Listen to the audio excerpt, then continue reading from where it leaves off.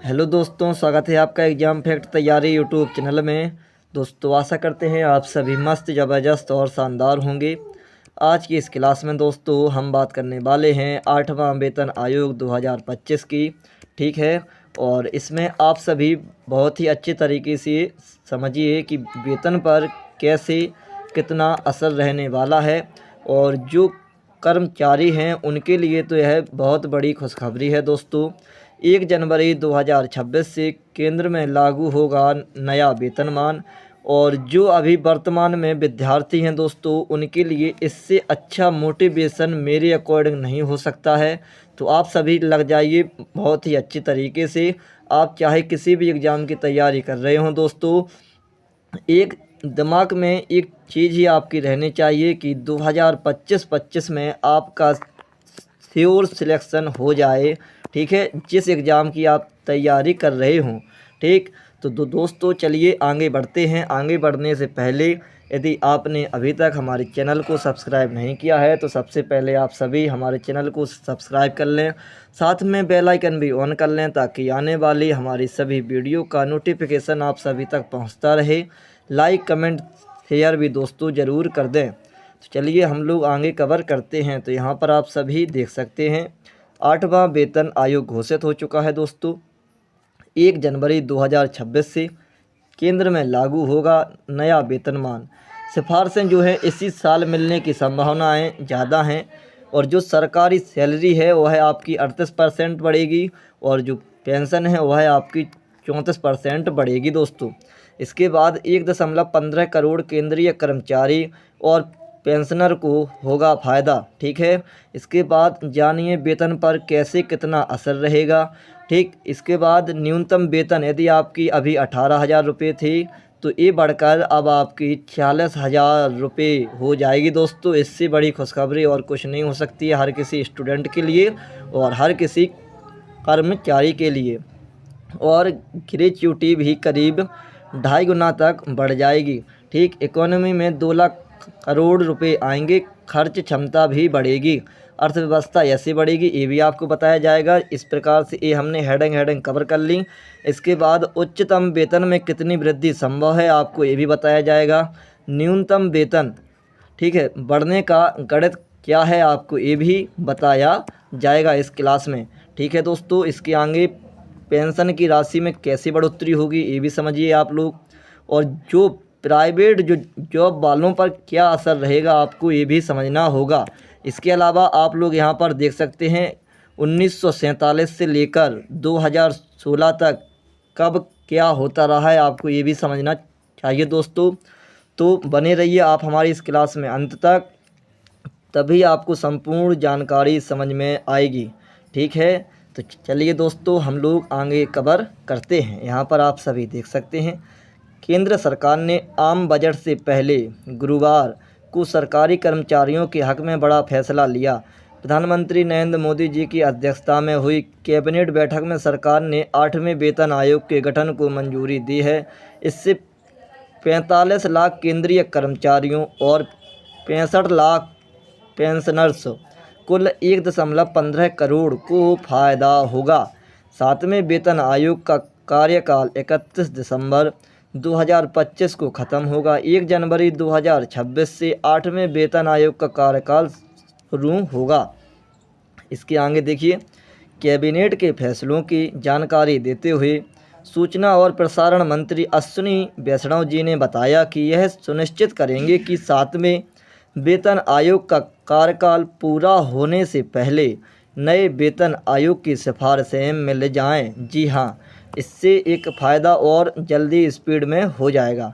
अब बात करते हैं आने वाले समय की। तो देखिए यहाँ पर आज़ादी के बाद 1947 के बाद 7 वेतन आयोग गठित किए गए हैं। अधिकतर राज्य सरकारें भी इसी का पालन करती हैं। ऐसे में 29 राज्यों के करीब 1.40 करोड़ कर्मचारियों पेंशनर की संख्या इसमें शामिल नहीं है दोस्तों, को भी इसका फ़ायदा मिलेगा। ठीक, पिछले आयोग से सरकार पर वेतन पेंशन से 1 लाख करोड़ रुपए का बोझ आया था। नए वेतन आयोग के जरिए अर्थव्यवस्था में 2 लाख करोड़ रुपया आने का अनुमान है। वैष्णव जी के मुताबिक नए वेतन आयोग के लिए चेयरमैन और 2 सदस्यों की नियुक्ति जल्द ही की जाएगी दोस्तों। ठीक है, इसके आगे आप सब यहाँ देख सकते हैं राजस्थान में 2017 में 7वां वेतन आयोग यानी 7वां लागू और पंजाब में अब तक नहीं हुआ है।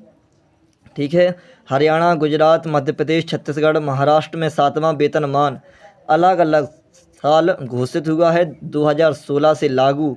राजस्थान, बिहार, झारखंड ने 2017 में लागू हुआ था, लेकिन जो पंजाब है दोस्तों, यहाँ पर अब तक भी यह वेतनमान लागू नहीं हुआ है। चलिए इसके बाद आगे की जानकारी हम लोग यहाँ से कवर करते हैं। तो आप सभी यहाँ पर देख सकते हैं दोस्तों, उस उच्चतम वेतन में कितनी वृद्धि संभव है, आखिर आपको ये भी समझना होगा। तो 7वें वेतनमान में क्या है? उच्चतम ग्रेड वाले सिक्योरिटी लेवल के अधिकारी का मूल वेतन 2.5 लाख रुपये है। इनके वेतन में महंगाई भत्ता नहीं जुड़ता है, इसलिए 2.57 के फिटमेंट फैक्टर के आधार पर 8वें वेतनमान में इनका वेतन बढ़कर 6.40 लाख रुपया हो जाएगा। यहाँ से आप लोग समझ सकते हैं वेतनमान बढ़ने से बहुत कर्मचारियों को फ़ायदा, बहुत क्या सभी कर्मचारियों को फ़ायदा होगा दोस्तों, अच्छा खासा। इसके बाद इनकी ग्रेच्युटी पर असर क्या रहेगा ये भी समझिए आप। ग्रेच्युटी की अधिकतम सीमा 30 लाख रुपया ही है। अगर सरकार ने यह नहीं बढ़ाई तो यह यथावत रहेगी। अन्य क्या फ़ायदे होंगे आप इनको भी समझिए। केंद्रीय कर्मियों को 34 माह के मूल वेतन के बराबर होम लोन केवल 8.5% के ब्याज पर मिलता है। छठे वेतनमान में यह लोन राशि 7.5 लाख रुपया थी। 7वें वेतन में 3.2 गुना होकर 25 लाख के करीब पहुंच गई और 8वें वेतनमान में यह बढ़कर 80 लाख रुपया हो जाएगी। ठीक है, आप हर कर्मचारी को फ़ायदा यहाँ से होगा। चलिए दोस्तों आगे और देखते हैं पेंशन की राशि में कैसे बढ़ोतरी होगी, इसको भी आप सभी समझिए। छठे वेतनमान में पेंशन 14% और 7वें में 23.66% तक बढ़ी थी। ठीक है, इसी फॉर्मूले के आधार पर इस बार पेंशन न्यूनतम 34% तक बढ़ेगी। उदाहरण से समझिए, एक रिटायर्ड आयकर अधिकारी है, उनकी अंतिम बेसिक सैलरी 80,000 रुपया थी। इस पर उन्हें प्रति माह 40,000 रुपया पेंशन मिल रही है। अंतिम बेसिक 80,000 रुपया पर 34% की बढ़ोतरी यानी 27,200 रुपया बढ़ जाएंगे। यानी अब बेसिक पेंशन बढ़कर कितनी हो जाएगी? तो 40,000 प्लस के 27,200 रुपया यानी 67,200 रुपया हो जाएगी। एक चीफ कमिश्नर के पद से रिटायर अधिकारी का अंतिम बेसिक 2.5 लाख था, उन्हें पेंशन के तौर पर 1.25 लाख रुपया मिल रही है। 34% की बेसिक में न्यूनतम वृद्धि होने पर 85,000 रुपया बढ़ेंगे। वृद्धि की गणना अंतिम बेसिक के आधार पर की जाती है, भले पेंशन उससे 50% कम हो दोस्तों। ठीक है, इसके बाद थोड़ा सा यहाँ पर भी हम आपको बता दें तो यहाँ पर आप सभी देख सकते हैं इस फैसले से खपत बढ़ेगी, इकोनॉमी मजबूत होगी, यह मोदी जी का कहना है। तो यहाँ पर आप सभी देख सकते हैं दोस्तों कि आखिर क्या बता रहे हैं। तो सरकारी कर्मचारी विकसित भारत के निर्माण में महत्वपूर्ण भूमिका निभाते हैं, उनके प्रयासों पर हमें गर्व है। कैबिनेट द्वारा वेतन आयोग के निर्णय से उनकी आर्थिक स्थिति में सुधार होगा और खपत बढ़ेगी, इससे देश की अर्थव्यवस्था को भी मजबूती मिलेगी। नरेंद्र मोदी जी प्रधानमंत्री जी। तो आपसे मेरी एक ही गुजारिश है कि आप तो जो प्राइवेट सेक्टर आप बना रहे हैं स्पेशल फॉर रेलवे, जो रेलवे में आप सबसे ज़्यादा प्राइवेट कर रहे हैं, इनको आप गवर्नमेंट में करने की कृपा करें। सबसे बड़ी स्टूडेंटों के लिए इससे बड़ी राहत और कुछ नहीं होगी। इससे हर स्टूडेंट को अच्छा लगेगा और उनको फ़ायदा होगा। ठीक है, चलिए आगे और देखते हैं न्यूनतम वेतन बढ़ाने यानी बढ़ने का गणित क्या है। तो 7वें वेतनमान में क्या है यह आपको देखिए। किसी का न्यूनतम वेतन 18,000 है तो महंगाई भत्ता 53% है। 31 दिसंबर 2025 से पहले 2 बार में 3% महंगाई भत्ता मिलेगा, यानी कुल महंगाई भत्ता 59% हो जाएगा। इसे जोड़कर 8वां वेतनमान लगने से पहले कुल वेतन 28,620 रुपया होगा। 8वें वेतनमान में क्या होगा वह भी आप समझिए।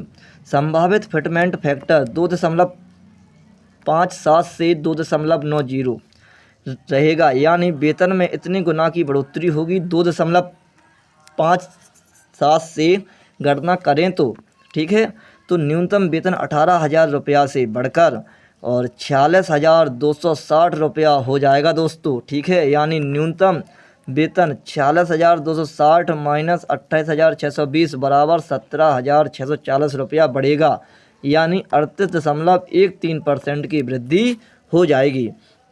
अब बात करते हैं ग्रेच्युटी 4.89 लाख से 12.56 लाख होगी दोस्तों। अगर मूल वेतन 18,000 रुपया व महंगाई भत्ता 10,620 रुपया है, इसका जोड़ होगा 28,260। इसमें 26 का हम भाग देंगे, इससे दैनिक वेतन निकल जाएगा अपना और रुपया आएगा 1,087 रुपया। इसमें 15 का गुणा करने पर आधी माह का वेतन होगा 16,305 रुपया। अगर उसने 30 साल नौकरी की है दोस्तों, तो उसकी ग्रेच्युटी होगी 16,305 इंटू 30, यानी 4.89 लाख रुपया हो जाएगा उसके पास। अब ठीक है, चलिए अब इससे आगे और कवर करते हैं। तो कितना था यहाँ पर हो चुके थे। हाँ, इसे अगर 8वें वेतनमान के 2.57 फिटमेंट से गणना करें तो यह राशि 4.89 इंटू 2.57 यानी 12.56 लाख रुपया हो जाएगी दोस्तों। अब बात करते हैं हम प्राइवेट जॉब वालों पर क्या असर रहेगा इसका। ठीक है, तो जब जब सरकारी कर्मचारियों के वेतन में बढ़ोतरी हुई है, तो बराबर प्रतिस्पर्धा वाले निजी क्षेत्रों में भी 5% से 8% वेतन बढ़ा है। 7वें वेतन आयोग के बाद यह बदलाव देखने को मिला था। कई शहरी निजी कंपनियों ने अपने वेतन ढांचे को सरकारी बेंचमार्क के हिसाब से बदला था। ग्रेच्युटी पात्रता और लाभ के सरकारी मानदंड के अनुरूप रखें। ठीक है, डॉक्टर रविंद्रनाथ सिंह रिटायर्ड आयकर अधिकारी। अब हम और थोड़ी सी बात करते हैं। तो यहाँ पर आप सभी देख सकते हैं कि इससे अर्थव्यवस्था पर क्या प्रभाव रहने वाला है। तो अर्थव्यवस्था ऐसे बढ़ेगी, इकोनॉमी में 2 लाख करोड़ रुपया आएंगे, खर्च क्षमता बढ़ेगी। आयकर विभाग के डेटा के अनुसार देश में वेतन से व्यक्तिगत आय 2016-17 में कुल 13.96 लाख करोड़ रुपया थी। 7वां वेतनमान लगने के बाद वेतन से व्यक्तिगत आय 17-18 में बढ़कर 15.94 लाख करोड़ रुपए हो गई, यानी 14.18% की बढ़ोतरी हुई थी दोस्तों यहाँ पर। ठीक है, अब चलिए इसके बाद हम और बात करते हैं।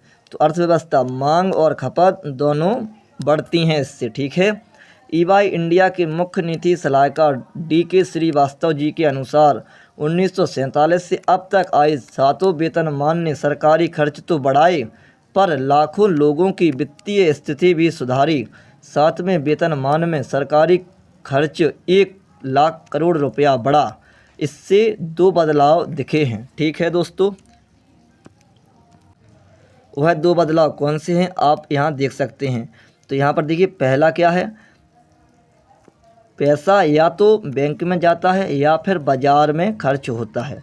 दूसरा क्या है, बाज़ार में जाता है तो मांग तेज़ी से बढ़ती है, यानी मांग और खपत में गुणात्मक प्रभाव रहेगा। अब बात करते हैं वाहन बिक्री की। तो 1 साल में 14.22% इजाफा। 6ठा वेतनमान मिलने के बाद 17-18 में वाहनों की बिक्री 14.22% बढ़कर करीब 2.5 करोड़ हो गई दोस्तों। इसका आपको ध्यान देना है। ठीक है, इसके बाद बात करते हैं होम लोन की। तो 1 साल में 11% तक बढ़ोतरी हुई है। 2017-18 में बैंकों ने कुल 1.43 लाख करोड़ रुपए के होम लोन बांटे हैं। यह सालाना आधार पर 11% ज़्यादा थे। ठीक है, इसके बाद आगे की और बात करते हैं। तो यहाँ पर आप सभी देख सकते हैं 7वें वेतन आयोग में अधिकतम सैलरी 80,000 से बढ़कर 2.5 लाख रुपया हो गई थी। ठीक है, आप लोग यहाँ पर देख सकते हैं आयोग दिया हुआ है न्यूनतम सैलरी है, वृद्धि है और कर्मचारी हैं। सबसे पहले हम बात करते हैं 1947 की।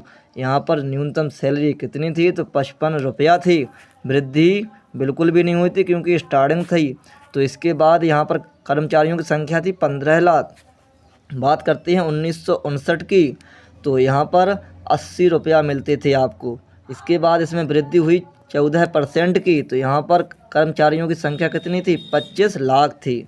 अब बात करते हैं 1973 की। तो यहाँ पर न्यूनतम सैलरी थी 185 रुपया और वृद्धि हुई थी 19%। और यहाँ पर कर्मचारियों की संख्या थी 30 लाख। अब बात करते हैं 1986 की। तो यहाँ पर न्यूनतम सैलरी थी 750 रुपया। यहाँ पर वृद्धि हुई थी 30% की। और यहाँ पर कर्मचारी कितने थे? 35 लाख। ठीक है। अब बात करते हैं 1997 की। यहाँ पर न्यूनतम सैलरी थी 2550। वृद्धि हुई थी 40%। यहाँ पर कर्मचारियों की संख्या थी 30 लाख। ठीक है। अब बात करते हैं 2008 की। यहाँ पर न्यूनतम सैलरी हुई 7000। वृद्धि हुई थी 16 से 22% और कर्मचारियों की संख्या थी 60 लाख। अब बात करते हैं 2016 की। तो यहाँ पर न्यूनतम सैलरी कितनी है? 18,000। वृद्धि कितनी की हुई थी? 30 से 40% की यहाँ पर वृद्धि हुई थी। और कर्मचारियों की संख्या कितनी थी? 1 करोड़।